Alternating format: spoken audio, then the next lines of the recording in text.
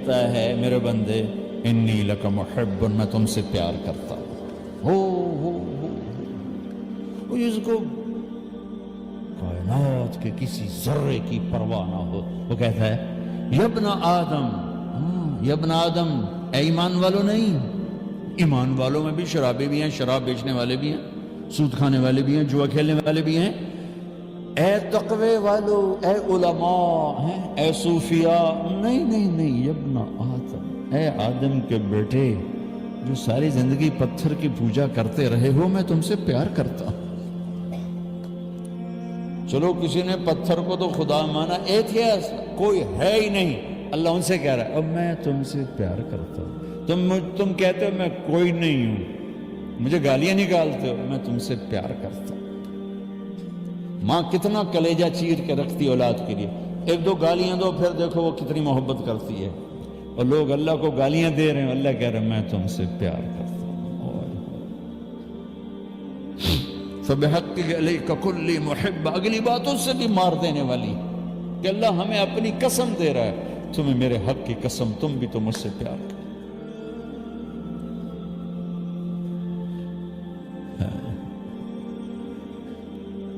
پھر قرآن میں آؤ، یا ایہا الانسان، یہاں بھی یا ایہا الذین آمنوا نہیں ہے، یا عبادی الذین اتقوا نہیں ہے، یا ایہا الانسان۔ کیا درد ہے، آئے میرے اللہ، کیا درد ہے۔ ما غرک بربک الکریم الذي خلقك فسواك فعدلك في أي صورة ما شاء ركبك۔ میرے بندے تو مجھ سے بدگمان ہو گیا، کیوں ہو گیا؟ خلاصہ بتا رہا ہوں، ترجمہ نہیں۔ اللہ ایک ایک انسان کو کندھوں سے پکڑ کے کہہ رہا ہے، ایک ایک مرد، عورت، ناچنے والی، گانے والا، شراب کے اڈے چلانے والا، زنا کے اڈے چلانے والا، پتھر کا پجاری، اللہ کا منکر، اللہ یہاں سے پکڑ کے کیا میرے بندے میں نے تمہیں پیدا کیا، میں تیرا رب، میں نے تجھے کتنا خوبصورت بنایا، تو میرے بارے میں کیوں بدگمان ہو گیا؟ اولاد ماں باپ پہ شک کرنے لگے کہ ماں باپ نے ہمارے لیے کچھ نہیں کیا، ماں باپ زندہ مر جاتے ہیں، ان کو دکھ نہیں دیکھا جاتا۔ یہ آیت بتاتی ہے کہ میرا اللہ کیا کہہ رہا ہے، میرا بندہ مجھ سے ہی تو بدگمان ہو گیا۔ دیکھا ہے میں نے تمہیں کیسے بنایا، کبھی شیشے میں کھڑے ہو کے دیکھ الم نجعل لہ عینین، ان آنکھوں کی قیمت کہیں سے قیمت سے لے سکتے ہو؟ ولسانا وشفتین، یہ زبان، یہ ہونٹ کہیں قیمت سے لے سکتے ہو؟ میں نے بنایا تمہارے لیے۔ نحن خلقناہم وشددنا اسرہم، یہ تیرے جوڑوں کو میں نے مضبوط بنایا، تو تم میرے بارے میں کہتا ہے میرے بارے میں بدگمان ہے؟ تو میرے بھائیوں، میرے بھائیوں، میرے بھائیوں، اپنی زندگی کی دوڑ اللہ بناؤ، اللہ بناؤ، اللہ بناؤ، اللہ بناؤ۔ اور اللہ ملتا نہیں جب تک محمد مصطفیٰ صلی اللہ علیہ وسلم کے ہاتھوں میں ہاتھ نہیں دو گے۔ ہیچ چیزیں خود بخود چیزیں نشد، ہیچ آہن خنجر تیغے نشد، ہیچ حلوائی نشد استاذ کار، تا غلام شکر ریزے نشد، مولوی ہرگز نشد مولا روم، تا غلام شمس تبریز نشد۔ کسی کے ہاتھوں میں ہاتھ دو گے تو اللہ تک پہنچو گے۔ کوئی ہمارا شاعر اقبال فارسی کی رباعیہ، کوئی چیز خود بخود نہیں بنتی، کوئی بنانے والا ہوتا ہے۔ کوئی لوہا پڑے پڑے تلوار نہیں بنتا، کوئی بنانے والا بناتا ہے۔ کوئی بچہ پیدا ہوتے ہی کسی ہنر کا نہیں ہوتا، کسی سے سیکھنا پڑتا ہے۔ پھر آخر میں خوبصورت واقعے کو ایک شعر میں نقل کیا، اے مولوی مولا روم نہیں بن سکتا، جب تک شمس تبریز کے ہاتھوں میں ہاتھ نہ دیتے، نہیں تو وہ فقہ میں ہی گھومتا رہے گا، فلسفے میں گھومتا رہے گا، منطق میں گھومتا رہے گا۔ ہاتھوں میں مولانا روم کی مثال دی آخر میں۔ مولانا روم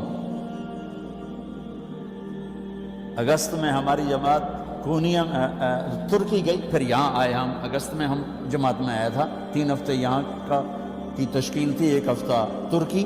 تو میں کونیا ہم گئے، وہاں مولانا روم رحمۃ اللہ علیہ کے مزار پر حاضری ہوئی۔ یہ منطق و فلسفہ میں ڈوبے ہوئے تھے، اور تکبر، جب آدمی خشک مضامین کو علم سمجھ لیتا ہے تو وہ تکبر کا شکار ہو جاتا ہے۔ علم کی اصل ہے اللہ کو پہچاننا، جتنا اس میں آگے بڑھتا ہے وہ ٹوٹتا جاتا ہے، جھکتا جاتا ہے۔ درس ہو رہا تھا، کتابوں کے ڈھیر لگے ہوئے تھے، سامنے حوض تھا، مسجد، شمس تبریز آ گئے، جوتا بھی پاؤں میں کوئی نہیں، بالکل دیہاتی شکل۔ تو انہوں نے بڑی سادگی سے مولانا روم سے پوچھا، این چیست؟ حضرت یہ جو کتابوں کے ڈھیر ہیں یہ کیا ہے؟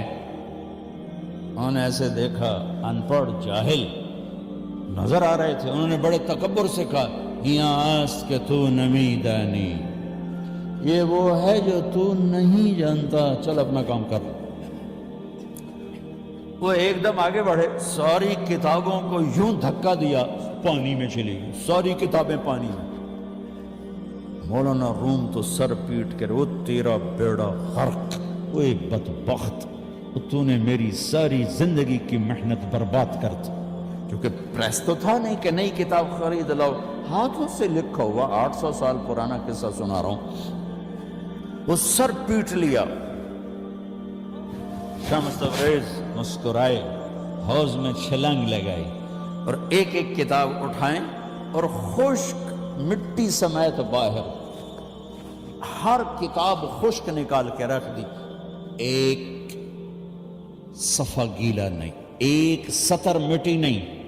مولانا روم کی آنکھیں پھٹ گئیں، وہ کہنے لگے، یہ چیز یہ کیا ہے، یہ کیا ہے؟ تو مولانا تو شمس تبریز نے کہا، این است کہ تو نمی دانی، یہ وہ ہے جو تو نہیں جانتا۔ وہ منطق فلسفے وہیں پڑے رہ گئے، اور پھر شمس تبریز کے ہاتھوں میں ہاتھ دیا۔ پھر مولوی ہرگز نہ شد مولا روم، پھر وہ مولانا روم بن گئے۔ مثنوی ایسی لکھ گئے کہ اللہ کی محبت و معرفت کا وہ کلام ہے کہ فارسی میں ایسا کلام آج تک کوئی نہیں لکھ سکتا۔ 14 صدی میں فارسی میں ایسا اللہ کی محبت و معرفت کا کلام کوئی نہیں لکھ سکا۔ اور کمال ہے، میں وہاں جا کے گیا تو حیران ہو گیا کہ مسلمانوں سے زیادہ غیر مسلم ان کے مزار پہ حاضری دے رہے تھے۔ اور شاید یہ دنیا میں واحد مزار ہے جہاں ٹکٹ تھا 20 لیرہ، ہمارے 900 روپے بنتا ہے۔ وہاں کی کونسل کے مزے ہوئے پڑے، وہ ان کے قبر پر ٹکٹ لگا ہوا ہے، اور وہاں گورے کیا، کولے کیا، مسلم کیا، غیر مسلم سب۔ جب وہ عورتیں ننگی سی ہوتی ہیں تو وہ ایک وہ جلباب کھڑا لمبا سا چوغا ہوتا ہے، وہ لے کے کھڑے ہوتے ہیں، وہ ان کو پہنا دیتے ہیں، وہ باہر نکل کے اتار دیتی ہیں۔ کس چیز نے اس